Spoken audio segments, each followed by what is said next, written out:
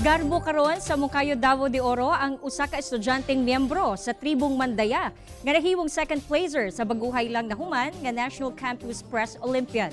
Ato siyang ilailahon sa report ni Chin Sabote.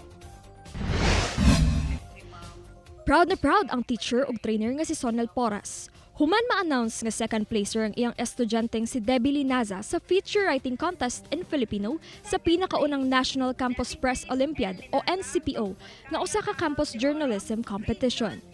Siyempre ma'am, masaya, lipay kaayo kasi nga ma'am, hindi ko inaasahan na manalo siya ni nationwide na contest po ito ma'am.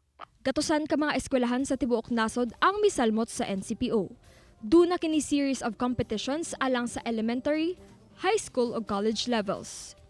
Wala nagdahom si Debbie nga mahimo siyang second placer sa college level feature writing competition. Grateful kaayo, feeling thankful kay ko sa Ginoo sa iyang gihatag nga opportunity sa ako. Tinguha niya nga pinaagi sa iyang kadaugan, mahatagan og bili dili lang iyang eskwelahan, apan lakip na ang iyang komunidad sa tribong Mandaya sa Davao de Oro.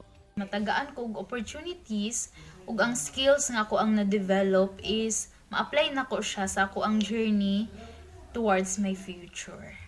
Ako si Chin Sabute para sa One Mindanao.